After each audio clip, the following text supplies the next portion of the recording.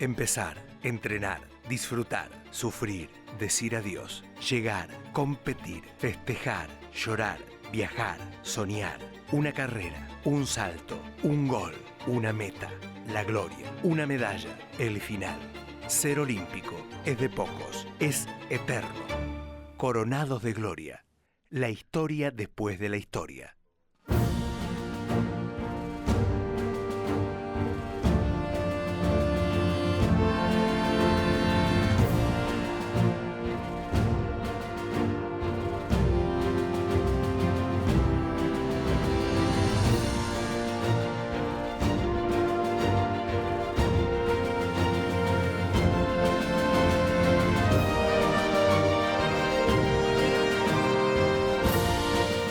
¿Cómo les va? Bienvenidos. Es un gusto recibirlos a un nuevo Coronados de Gloria. Historias deportivas con muchos detalles, con mucha intimidad, esfuerzo y dedicación. Y hoy es el gusto de charlar y de conocer un poco de la historia de Fernando Pipo Carlomagno. Querido Pipo, ¿cómo andamos? Todo bien, bienvenido. por suerte. ¿Todo en orden? Todo lindo, todo bien. ¿Vos cómo estás? Bien, muy bien. Vamos a charlar un rato de lo mucho que tenés para contar. ¿Cuándo arranca todo? ¿Cuándo arranca todo? ¿Cuándo te tirás por primera vez una pileta? No hay una primera vez, no hay una primera vez oficial, digamos. Mi papá también es nadador paralímpico de la selección argentina. Estuvo en múltiples eventos y muy chiquito yo hubo un Panamericano en Mar del Plata, al cual dicen esa fue la primera vez que estuve en una pileta olímpica, por ponerle una fecha de nacimiento, en la cual mi papá me puso en sus hombros y me llevó nadando un poco, así que fue como la primera vez que estuve en una pileta olímpica. La bienvenida que te dio el agua, al menos así, oficial, digamos. Sí, en una pileta con un contexto competitivo. ¿Cómo fue después la búsqueda en ese sentido? ¿Hubo una búsqueda de tu viejo, de tu vieja, para que compitas, o al principio arrancó, el agua nos da todo? No, la verdad que no, todo lo contrario. No fue una imposición el agua, sino todo lo opuesto. Fue una imposición el juego, el deporte, el divertimento, todo lo alternativo que tiene el deporte. Todos, o sea, no la natación, sino todos los deportes en particular. De muy chiquito hicimos, yo como mis hermanos, que no tienen discapacidad, pero íbamos a todos lados juntos. Fútbol, básquet, vóley, íbamos al Club Atlético del Rosario. Nada, tuvimos una vida muy movida dentro del deporte y ya te digo, probamos de todo. En la mayoría de ellos no era tan bueno quizás, pero en todos aprendí un montón y en todos en algún punto fui feliz. Creo que el deporte me abrió la puerta a conocer todo ese mundo magnífico. ¿Y cuando tomás la decisión de elegir quedarte en el agua, pero ya ir en búsqueda de algo más? Alrededor de los 14, 15 años, hablando con mi viejo, empezamos a competir, tuvimos alguna posibilidad de clasificar a un Panamericano juvenil en el año 2009. Fue mi primer evento internacional, en el cual ya se empezaba a notar un cierto progreso y tenía ciertas posibilidades de competir. Unos años después, pero seguido durante todo ese proceso, pasé al Club Atlético River Plate. Y eso implicó quizás cambiar de colegio, cambiar la rutina de vida, cambiar un montón de hábitos y cosas para que dejara de ser un deporte social para ser un deporte de alto entrenamiento, de alta competencia. Imagino que antes de esos 14 años, digo, es muy bueno cuando hablamos de discapacidad y cuando el interlocutor se presta para poder abrir otras puertas. Para mucha gente que lo sigue tomando como un tabú, u otros que todavía les cuesta hablar. ¿Cuánto tiene que ver la palabra de tu viejo en ese sentido y también esa búsqueda de él con su discapacidad en lo que vos después tomaste como determinación? Yo creo que fue fundamental no tanto su experiencia, porque fue muy distinta a la mía. O sea, la realidad es que la discapacidad hoy es una cosa, hace 20 años cuando yo era chico era otra, y hace 60 años cuando mi papá era chico era totalmente diferente. Entonces, tanto su experiencia personal con la discapacidad no me sirvió, sí me sirvió esa seguridad que me transmitieron ambos, no solo mi papá, sino mi mamá y mi papá, para poder hacer lo que quisiera, sin ningún tipo de miedo, sin ningún tipo de temor, que si las cosas no salían había que volver a intentarlas, que no había que frustrarse. De por sí soy una persona que es muy impulsiva y calentona, entonces acompañaron muy bien todo ese proceso para que la frustración no me detenga y que siempre sea tomará más tiempo, pero lo hacemos igual. Claro. En el deporte y en la vida, porque en realidad... Eso en general. Sí, totalmente. O sea, se aplica al deporte porque es muy visible y es muy claro, pero la verdad es que se aplica a todo, a subir una escalera, a las dificultades diarias que convivimos como personas con discapacidad que tienen cierta limitación.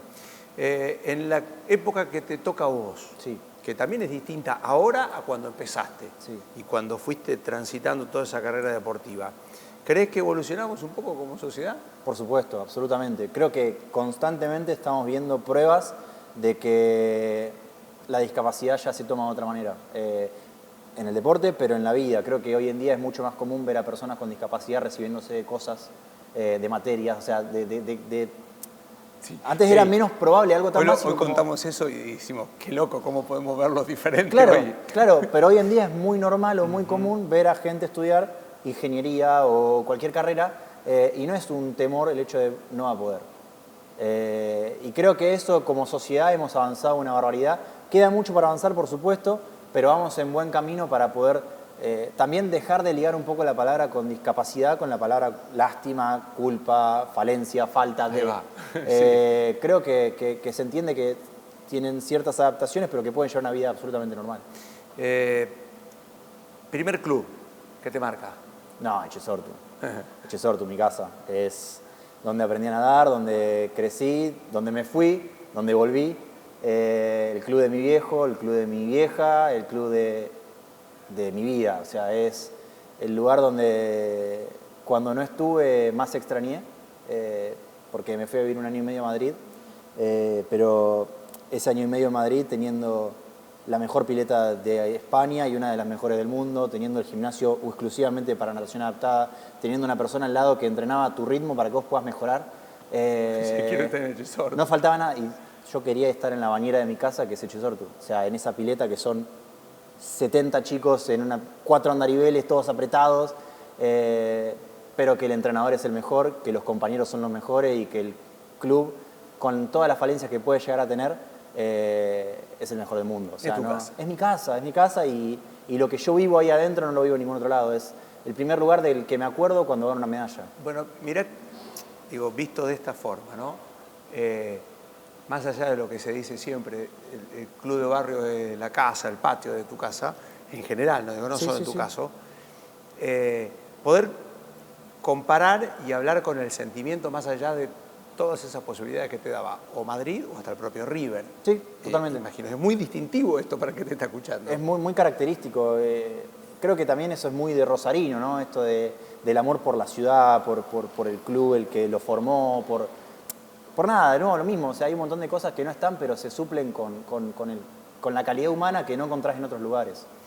Así como hubo torneos o momentos que a vos seguramente te marcaron y oficiaron de punto de inflexión, o hicieron un clic para lo que fue tu carrera deportiva, ¿quiénes fueron esas personas?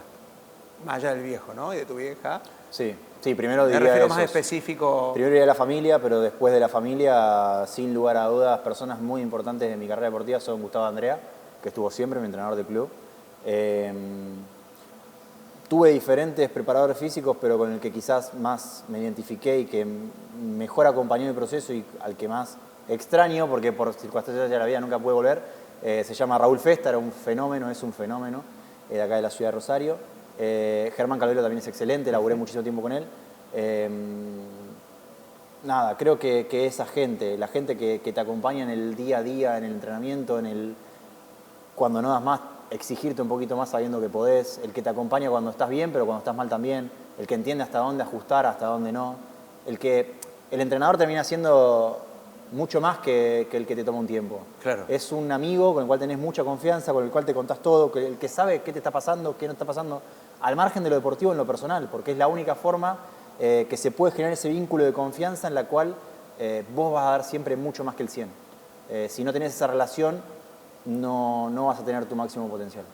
Después de la pausa vamos a hablar de las experiencias paralímpicas puntualmente, pero separemos así tu carrera. Se empiezan a dar los resultados, se empiezan a dar los campeonatos. ¿De qué forma? ¿Empezaste vos a advertirte como el mejor en tu disciplina solo por los resultados o porque venían estos que nunca se corrían de tu lado y te decían, che, ojo Pipo, que es por acá? Lo que tiene mi deporte es que es muy simple de darte cuenta si tenés o no posibilidades. Al ser un deporte de marca, vos mirás tu tiempo, Claro. comparás con el del nivel internacional y ya sabés a qué podés apuntar y a qué no. Pero no empezó por ese lado, sino que fue más que nada me estaba divirtiendo, la estaba pasando bien, me motivaba a ir a torneos y quizás mejorar de a poquito, pero no me llegaba a comparar con ese top mundial. De hecho, hasta no sé, hasta te diría 3 años antes o 2 años antes de Tokio, veía imposible una medalla olímpica.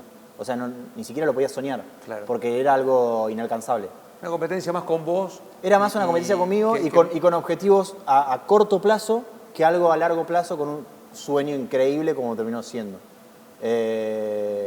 Nada, la verdad que lo disfruté mucho todo el proceso, pero nunca me detuve a ver dónde estaba parado y a dónde quería llegar, sino que iba disfrutando el camino.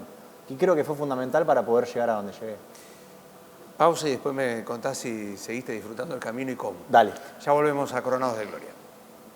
Seguimos charlando con Pipo Carlomagno. Su experiencia paralímpica es la que en este tramo de la entrevista vamos a tratar de desmenuzar, de conocer algunos detalles. Disfrutaste mucho ese camino anterior.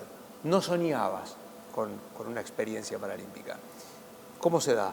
Más allá de los tiempos. Digo, me parece que hay dos relatos de eso. Una que no dan los tiempos, los campeonatos, y después el hecho también de querer estar y de poder estar. No, obvio, como todo deportista, el sueño es poder estar en un Juego Olímpico, en nuestro caso paralímpico. Pero ¿cuándo empezó a ser tu sueño? Porque antes decía, yo ni lo tenía como un sueño. No, sí, un sueño siempre fue. No fue un sueño la medalla. O Ahí sea, va. porque era algo inalcanzable. Un Juego Olímpico por ahí me parece Sí. que es mucho más potable y que, si bien es muy difícil poder llegar, una medalla implica mucho más esfuerzo, sacrificio y quizás Es un sueño posible estar. un toque de en suerte otro también. paralímpico. O sea, hay muchos factores que, más allá del propio que uno puede tener, hay muchos factores alternos que te ayudan o no te ayudan a que se pueda dar. En el Juego Olímpico vos sabés que si haces una marca mínima y estás entre los mejores de Argentina, vas a ir.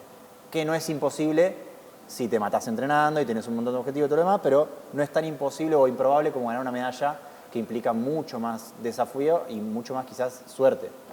Porque competís contra otros 7 que a lo mejor tienen que tener una carrera justo acorde para que se te dé. ¿Cómo se da esa primera competencia olímpica? La primera competencia olímpica fue muy llena de adrenalina, de temor, porque si bien había estado en mundiales, Juegos Panamericanos, Sudamericanos, un montón de eventos, no hay nada comparable con ese evento. Es único en absolutamente todos los sentidos. Sabés que está mirándolo muchísima cantidad de gente, que el estadio al que estás por ingresar, cada vez que entra uno en la final, explota, o sea, se escucha un rugido terrible y vos ahí escuchando el ruido del fluorescente, asustado hasta decir basta, pues no sabés con qué te vas a encontrar. Después te metés al agua y todo eso desapareció y te concentraste, enfocaste y pasó volando. Pero sí, la primera sensación es de adrenalina, un poco de miedo. Es algo muy lindo y feo a la vez. Es chocante, es muy fuerte. Ordeno un poco la charla pensando correlativamente cómo se da todo, Sí. ¿no? Porque vos venís con campeonatos argentinos, sudamericanos, panamericanos, y pasás a la experiencia. Pero también tenés para contar esas malas que viviste. Vos siempre contaste, he escuchado decir de cuánto que aprendiste de las que no te salieron bien. No, obvio, siempre decimos, creo que es algo muy común escuchado en los deportistas, que aprendemos mucho más cuando perdemos que cuando ganamos. La victoria es un momento efímero, es un momento de mucha alegría, pero que pasa así y que no te deja absolutamente nada. Ahora cuando te toca reinventarte, volver al club, golpeado porque las cosas no salieron como esperabas, creces y aprendés mucho más de las derrotas y aprendés a abrazarlas porque son las que te terminan formando como deportista. Para poder llegar a una victoria tenés que haber pasado por muchas derrotas y si llegás muy rápido a la victoria no la valorás. Entonces es tan necesaria la derrota como la victoria, es tan o más necesaria y es la que te termina formando. Man de la mano siempre. Siempre. Aparte, mi deporte, no sé, a lo mejor competimos 20, 30 en una misma prueba, gana uno. O 3, si querés incluir el podio. Y los demás no ganan. Y así toda la carrera. Y la mayoría de la gente no gana nunca. Entonces, como qué fuerte decir, loco, yo tuve la suerte de haber podido ganar, implicando todo el desafío y el esfuerzo que hiciste para poder ganar, pero digo, son pocos los privilegiados que se llevan una medalla a un evento. Yo ahora vengo con la medalla y vengo con este premio también, pero si se quiere, podría haber una bandera argentina acá y contame un poco de lo que fue esa experiencia de ser abanderado de la delegación. Eso fue una de las experiencias más increíbles de mi vida. Eso fue en el Sudamericano de Santiago de Chile 2014, en el cual iba muy preparado, muy entrenado, habían trabajado muchísimo. Venía de un mundial previo, en el 2013, en el cual había sido séptimo a nivel mundial en mi prueba 100 metros de espalda. Primero de América, séptimo del mundo. Iba con mucha expectativa, sobre todo en esa prueba. Si bien las demás estaban preparadas, porque uno cuando entrena... ¿Esa prueba era? 100 metros de espalda. 100 metros de espalda. Total.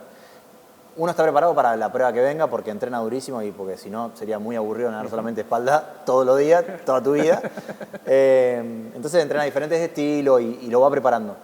Llegaba muy preparado a ese torneo. Primer prueba que compito, 100 metros de espalda. Primera. Me tocó hacer una carrera no muy buena, subir mi tiempo poco más de un segundo y un rival hizo una carrera brillante. Y me tocó perder. Cuando no estaba preparado para perder, porque aparte venía de un ciclo en el cual venía metiendo eventos internacionales, siempre progresando mi marca, siempre mejorando y acercándome a los top mundial, y un poco también dejando de mirar para atrás o para el costado. O sea, me refiero a mirando siempre a nivel mundial, nunca mirando para América, Argentina. Claro. Entonces, de golpe, encontrarte con una derrota en un lugar en el que vos ya lo veías como superado, como una estancia en la que ya estaba más arriba. Fue un golpe. A priori, fue un golpe. O sea, fue un... Pará porque no es siempre para adelante. O sea, en algún momento también vas para atrás y hay que aprender a crecer de para atrás para poder tomar el envión. Obviamente en ese momento no lo tomé así, sino todo lo contrario, frustración, enojo, llanto. Era bastante más joven, claramente. Y en ese momento mi entrenador nacional me dijo, mira, pará, tenemos dos caminos. Si querés, nos quedamos acá llorando todo el día, no competimos más y el torneo se termina, o damos vuelta a la cara y buscamos otra salida. Le hice caso, busqué otra salida, busqué otra alternativa, fui prueba a prueba, gané los 200 combinados, gané los 50 libres, gané los 400 libres, gané todas las pruebas que siguieron, que fueron 5 pruebas más. Y había empatado en cantidad de oros con otra chica argentina que era Dani Jiménez. Ambos teníamos 5 medallas de oro. La medalla de plata fue la decisiva para poder ser el abanderado nacional, porque esa hizo la diferencia con Dani para que yo tenga una medalla más que ella y pueda ser el abanderado. Esa medalla que para mí no tenía ningún valor, porque era una derrota en una victoria, terminó siendo la decisiva para que yo pueda ser el abanderado nacional. Obviamente, si no ganaba las otras 5 no servía de nada. O sea, si yo me hubiera quedado con esa frustración y esa derrota, no hubiera tenido el logro más grande hasta ese momento, que fue ser el abanderado de Gianni Martínez, Gustavo Fernández, para mí próceres del deporte argentino, y quizás uno de los logros más grandes de mi vida. Si yo me hubiera quedado con esa frustración y esa derrota, no hubiera podido ganar el orgullo de haber cargado la bandera argentina, que no pude sentir prácticamente nunca más en un evento de ese tipo. O sea, fue la única vez que fui abanderado. Una masterclass para los que se frustran después de una derrota, pero bueno. Pero una derrota que aparte se aplica a todo, porque en este caso fue el deporte, y es el deporte claramente, pero esa derrota puede ser en el estudio, puede ser en la pareja, puede ser en el trabajo, puede ser en cualquiera de todas las facetas que tenemos en la vida. Y cuántas veces no seguimos intentando, no seguimos luchando por un sueño o por un objetivo, dejando pasar oportunidades que quién sabe que a dónde nos podían mandar. ¿Y ahí qué tenés? Acá tengo la medalla de... Sí, por favor. De Tokio. 2020. 2020. Tokio 2020. Terminó siendo 2021, pero el evento se llama 2020. Sí, sí. La pandemia nos modificó hizo un poco. Pasasen cosas. Sí. ¿Cómo llega? Esa también Porque tiene sus esta cosas. tiene historia también. Esa tiene su historia también. Sí, la verdad nunca fue una historia tranquila la mía. Siempre me pasaron como cosas. que se te complicó un poquito, dijiste, pero bueno. Siempre. Esa medalla llega, bueno, primero con mi mujer embarazada de 7 meses. O sea, yo en Tokio, la otra punta del mundo, ella mega embarazada, viendo la carrera, la serie, a la mañana, en la cual se limpian los 8 mejores para ir a la final. Clasifico a la final primero con récord olímpico. con una distancia grande sobre el segundo, bastante cómodo. Con récord olímpico. Con récord olímpico. Y bueno, nada, íbamos a la final, 6 horas después, a la tarde, 5 de la mañana en Argentina, mi mujer, mi viejo, todos en mi casa, mirando la tele, esperando a ver qué pasaba con esa gran carrera. Arranco muy parejo con un ucraniano, gran carrera muy, muy pareja. Cuando estamos por llegar a la pared, me doy vuelta un pelín antes, una brazada antes, lo que hace que quede un poco largo en la vuelta y que ahí pierda todo tipo de posibilidad de carrera. Y de estar primero o segundo juntos a estar cuarto o quinto. Y el ucraniano que se iba. Se iba, no había se forma. Aparte lo peor es que mientras te lo estoy contando lo tengo en la cabeza porque todavía veo ese agua, veo esa pileta, veo esa brazada, veo todo. Fortísimo. O sea, todo lo sigo teniendo como si fuera hoy, o sea, lo puedo recordar y probablemente lo recuerdo hasta el último día de mi vida. Sin duda. Bueno, cuestión, nada, tiré todo lo que tenía, hice la mejor vuelta de mi vida, o sea, los últimos 50 metros mejores de mi vida. Me acerqué, cuarto, tercero, segundo, y llegamos al final, los dos prácticamente juntos, haciendo récord mundial los dos. O sea, cualquier otra carrera lo hubiera ganado. De hecho, hoy todavía no bajaron ese récord mundial. Y nada, me tocó ser segundo, con una frustración inmensa. No podía pensar en el que podía ser quedado quinto, sino en el cómo se me escapó, por ansioso, por nada, por un montón de factores que te pueden pasar en la pileta. Y se escapó. Y en el momento no fue que gané la medalla de plata, fue perdí la de oro. Y literalmente lo sentí así durante una hora más o menos hasta que recibo el mensaje de mi mujer diciendo: te felicito, acaban de decir que tu medalla acaba de igualar la de Guillermo Marro, que 20 años antes había ganado la misma medalla que vos. Y cuando me tiro para atrás y digo, Guillermo Marro era el tipo al que yo quería alguna vez ser. O sea, yo tuve la suerte de entrenar, me paso a River porque quiero ser como él. O sea, para poder entrenar con él, para poder ver cómo entrenaba, qué hacía, Nada, era una persona a la que yo admiraba en el deporte. Y yo siempre dije... No siga, porque se tiene que emocionar el entrevistado, no el entrevistador. No, pero literalmente fue así. O sea, cuando caí en que había conseguido el logro de mi máximo referente e ídolo de mi vida... Cambió todo. Pero claro, o sea, ¿de qué me estoy quejando? A la mañana hice récord olímpico, a la tarde hice récord mundial, porque si bien me ganaron y el récord mundial no vale, en cualquier otra carrera hubiera sido récord mundial. Y en el correlato de esa historia después Viene ese. Olimpia de Plata, natación 2021. Total. Que aparte, esta Olimpia de Plata también es el año en el que hubo un medio conflicto, en el que se unificaban con los convencionales o no, qué sé yo. Que en un momento parecía que se unificaban. Siempre está en el lío, la tenés toda, siempre, siempre. Bueno, cuestión, lo gano ese mismo año y el nadador convencional que lo ganó, Guido Buscalia, me manda un mensaje, me dice: si hubiera sido único, te lo hubieras merecido vos, te felicito por el logro. Y para mí es muy simbólico y vale mucho más que un premio, porque conseguí lo que siempre soñé. O sea, siempre soñé que el deporte olímpico y el paralímpico sea uno. Y en esta circunstancia, en esta situación, el olímpico me estaba reconociendo diciendo: vos deberías haberlo ganado. ¿Se entiende? O sea, claro, igualando el deporte y diciendo: es natación y no existe paralímpico o olímpico, si alguien lo tiene que ganar eras vos. Y para mí vale mucho por eso, porque es un trofeo a lo que uno siempre soñó, a la igualdad, a que sea un solo deporte. El entrenamiento es el mismo y el esfuerzo termina siendo el mismo. Y afortunadamente se avanza, porque hay búsquedas como los JADAR que tratan de incluir a los convencionales con quienes tienen alguna discapacidad. Sos una referencia a eso. ¿Cómo, para finalizar, digo, ¿no? ¿Cómo llevas esto? Digo, porque vos podés decir que no, pero sos referencia, sos ejemplo para muchos pibes y pibas que nadan, o que no nadan, sino que escuchan tu palabra. No, nada, creo que sí, lo soy, sé que lo soy. De hecho, para muchos de mis compañeros convencionales soy un referente y me preguntan cuestiones deportivas como si pudiera patear como ellos, cuando la verdad es que no. Pero ven más allá de la discapacidad, sino ven el deportista y las cosas que uno ha conseguido. Y después de tantos años de haber podido ser referente de una causa por ahí noble, en la que empezamos a igualar el deporte, es algo magnífico. Creo que es una gran responsabilidad y es un gran orgullo decir que gracias a Dios se está cambiando y que uno puede llevar la bandera de la inclusión y la igualdad en el deporte. Te agradecemos muchísimo, sos un coronado de gloria y se te quiere, se te admira. Igualmente, Gracias por venir. Fernando Pipo Carlomagno, Coronados de Gloria, con una historia muy particular, muy emotiva, y el tipo nos emocionó, me emocioné yo. Nos vemos pronto. Gracias, un abrazo grande.